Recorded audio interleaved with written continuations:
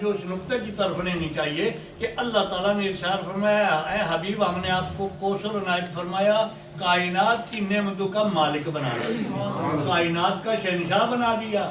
دنیا میں کوئی کسی خطے کا بادشاہ ہوتا ہے، ایک حصے کا حکمران ہوتا ہے، کوئی کسی ملک کا ہوتا ہے، کوئی کسی کا ہوتا ہے۔ اللہ رب العالمین نے کائنات عالم کا شہنشاہ اپنے حبیب کو بنایا۔ تو کوئی ہو یا دو چار ملکاں دا حاکم، کوئی ہو یا دو چار ملکاں دا حاکم، میرے کملے والے دی دو جگ تے شاہی، میرے کملی والے دو جگ تے شاہی، کوئی ہویا دو چار ملکاں دا حاکم، کوئی ہویا دو چار ملکاں دا حاکم، میرے کملی والے دی دو جگ تے شاہی۔ میں ایک خواہش ضرور رکھتا ہوں، نعرے بے شک نہ لگائیں لیکن ساتھ دیں۔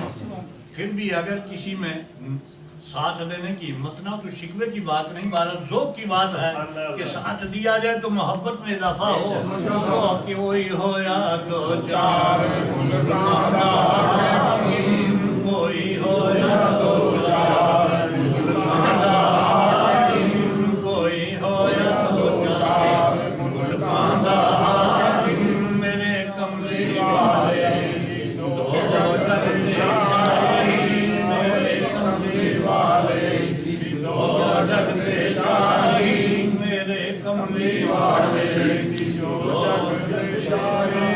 حضرات محترم میرے آقا صلی اللہ علیہ وسلم نے فرمایا اللہ نے مجھے دو وزیر زمین میں عنایت فرمائے، دو وزیر آسمانوں میں عنایت فرمائے۔ زمین میں دو وزیر ابو بکر و عمر ہیں، آسمانوں میں میرے وزیر جبرائیل و میکائیل ہیں۔ جہاں کسی کی وزارتیں کام کر رہی ہوں وہاں کا وہ مالک ہوتا ہے، شہنشاہ ہوتا ہے نا۔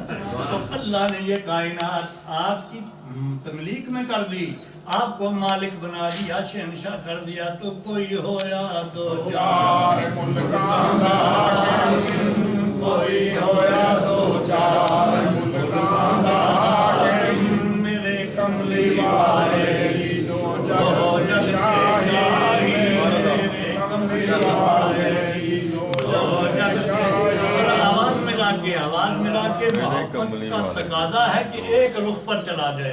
کوئی ہو یا دو چار ملکاں دا حاکم، کوئی ہو یا دو چار ملکاں دا حاکم، میرے کملی والے دو جگ تے شاہی، میرے کملی والے دو جگ تے شاہی۔ حضرات محترم میرے آقا صلی اللہ علیہ وسلم نے نبوت کا اعلان فرمایا، 40 سال کی تکمیل ہوتی ہے، مکہ والے پریشان ہو جاتے ہیں، رؤسائے مکہ بند باندھنا چاہتے ہیں کہ یہ جو سیلاب چل گیا اس کو روکیں کیسے۔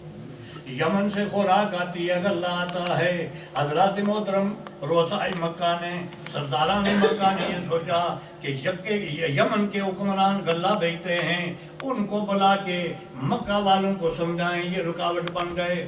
والی یمن حبیب یمنی کو بلایا کہ حضور والا ہمارے ہاں یہ کچھ سلسلہ پیدا ہو گیا، آپ آئیں مکہ والوں کو سمجھائیں کہ یہ محمد عربی کے قریب نہ جائیں صلی اللہ علیہ وسلم۔ حبیب یمنی آ گیا، اسے بٹھایا۔ حبیب یمنی پوچھتا ہے کس کی بات کر رہے ہو؟ بتایا گیا۔ آپ نے فرمایا کہ میں بن سنے کوئی فیصلہ نہیں کر سکتا، آپ بات کرتے ہو، جس کی بات کرتے ہو وہ بھی میرے پاس ہونے چاہیے، جاؤ انہیں بھی میرے پاس لاؤ۔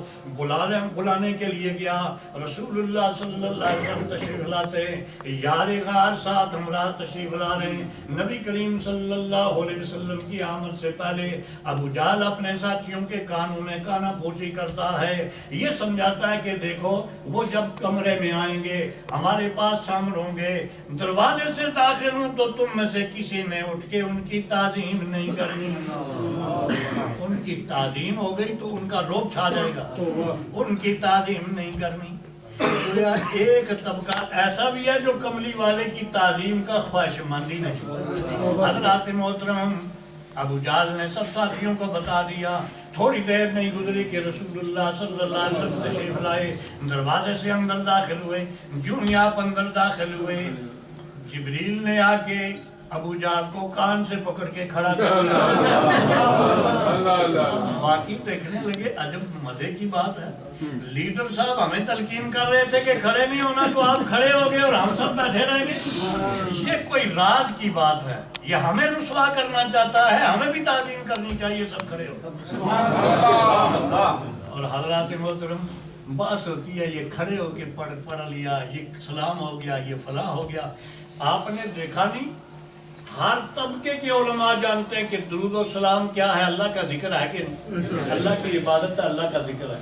اور اللہ نے ذکر کے لیے 2 آیتیں قرآن شریف میں ذکر فرمائی، ایک میں فرمایا الذین یذکرون اللہ قیاما وقعودا وعلی جنوبہم، ایمان والے جو کھڑے بیٹھے لیٹے ہر حال میں اس کا ذکر کرتے رہتے، کھڑے ہوتے ہوئے بھی ذکر کرنا آ گیا نا۔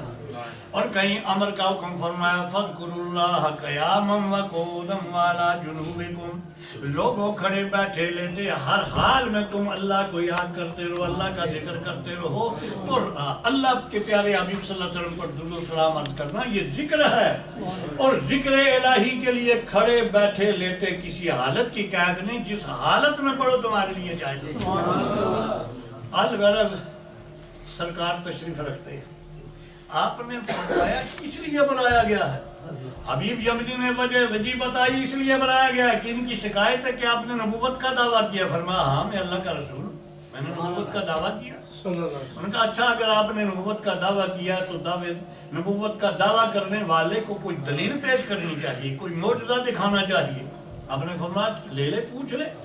اب جب کھلی بات ہوئی، ابو جہل اس کے کان میں، حبیب یمنی کے کان میں کہتا ہے کہ دیکھو دیکھو جب یہاں تک بات آ گئی ہے تو زمین کی بات نہ پوچھنا، کوئی آسمان کی بات پوچھنا۔ یہ بڑے جادوگر ہیں، کہیں یہی بات نہ ختم ہو جائے۔ انہوں نے کہا اچھا کوئی بات، آج کیا حضور میں معجزہ دیکھنا چاہتا ہوں، یہ آسمان کے کنارے سے طلوع ہونے والا اور آسمان کے کنارے سے غروب ہونے والا چاند، اس کے 2 ٹکڑے ہوتے ہوئے جڑتے ہوئے میں دیکھنا چاہتا ہوں، یہ اجازت اگر آپ دکھا سکتے ہو تو میں مان لوں۔ سبحان اللہ۔ ایک تو بات یہ ہے، اور دوسری بات معجزے کی وہ میں بتاتا نہیں، دوسری بات میں بتاتا نہیں، جو میرے دل میں ہے وہ میرے دل کی بات آپ بتا بھی دیں اور میرا کام کر بھی دیں۔ 2 باتیں ہیں۔ میرے آقا صلی اللہ علیہ وسلم نے ارشاد فرمایا اے مکہ والو حبیب یمنی کو لو چلو پہاڑ کے اوپر جا کے چڑھے۔ آپ نے فرمایا اچھا اب آخری بات کر لو، یہی استدعا ہوئی حضور یہ چاند ہے، اس کے بارے میں استدعا ہے۔ آپ نے اشارہ فرمایا، چاند کے 2 ٹکڑے ہو جاتے، ایک صفا پہاڑی کی طرف دوسرا مروہ پہاڑی کی طرف، اشارہ ہوا دونوں جا کے آسمان پر جڑ جاتے، چاند مکمل ہو جاتا۔ آپ نے دیکھا حبیب یمنی کی طرف، اس کے چہرے پر اطمینان اور سکون کے آثار تھے۔ آپ نے فرمایا حبیب یمنی مجھے محسوس ہوتا ہے کہ تجھے یہ مسئلہ حل ہو گیا ہے، اب جو تیرے دل کی بات ہے وہ میں بتاتا ہوں۔ لوگ کہتے ہیں نبی کو کیا پتا کل کیا ہونے والا، نبی کو تو اپنے انجام کا پتہ نہیں ہے، یاد باللہ ایسی گردانے کا۔ لیکن حضور والا نبی کریم صلی اللہ علیہ وسلم کے علوم غیبیہ کو دیکھتے ہوئے غیر مسلم اسلام میں داخل ہوا کرتے تھے۔ اتنا بڑا معجزہ اللہ تعالیٰ نے آپ کو عنایت فرمایا۔ حضرات محترم میرے آقا صلی اللہ علیہ وسلم نے ارشاد فرمایا اے حبیب یمنی تیرے دل کے اندر یہ خیال ہے کہ تیری ایک لڑکی یمن میں تیرے محل میں مشلول الاعضاء ہے، وہ پاؤں سے چل نہیں سکتی، ہاتھوں سے کام کاج نہیں کر سکتی، مشلول الاعضاء ہے، معذور ہے، تیری تمنا یہ ہے کہ وہ لڑکی تندرست ہو جائے۔ عرض کیا حضور بالکل یہی بات ہے، میری خواہش یہی ہے۔ حضرات میرے آقا صلی اللہ علیہ وسلم نے ارشاد فرمایا اے یمنی جاؤ تمہاری لڑکی بھی تندرست ہو گئی، ادھر اعلان ہوتا ہے، اور ادھر حبیب یمنی اجلت میں وہ کلمہ نصیب ہو گیا، پڑھ کے یمن کی طرف واپس لوٹا، دن راتیں کر کے یمن میں پہنچتا ہے، اپنے محل پر، خاص اس کمرے پر، خاص اس مکان پر جب حاضری دی جہاں دروازے کو کھٹکھٹایا گیا، دروازہ کھٹکھٹایا گیا، کھولنے کی استدعا کی گئی، اندر سے وہی بچی جو مشلول آزاد چھوڑ کے آیا تھا وہی آواز دیتی ہے ابا جان ٹھہرو میں دروازے کو کھولتی ہوں۔ دروازہ کھلا، دیکھا کہ جو بچی معذور تھی، مشلول الاعضاء تھی، وہ چل کے پاؤں سے، وہ چل کے دروازے تک آئی ہے اور اپنے معذور ہاتھوں کو حرکت دے کے کنڈی کھولی ہے اس نے، اور بڑی اس سے زیادہ تعجب کی بات ہے کہ وہ کچھ پڑھ رہی ہے۔ اس نے کہا اونچی آواز میں پڑھو، جب اونچی آواز میں پڑھنے کی بات کی تو وہ کلمہ اسلام لا الہ الا اللہ۔ باپ پوچھتا ہے بیٹی یہ وظیفہ میں نے مکہ میں جا کے حاصل کیا، وہاں سیکھ کے آیا، تو نے کہاں سے سیکھا؟ یہ نعمت تو مجھے وہاں ملی ہے، تجھے یہاں کون سکھا گیا؟ بچی بتاتی ہے تھوڑی دیر ہوئی ایک آیا، تھوڑی دیر ہوئی ایک آیا، تکالیاں زلفاں والا، تھوڑی دیر وہ بیٹھائی تھے، تھوڑی دیر وہ بیٹھائی تھے، کر گیا نور اجالا۔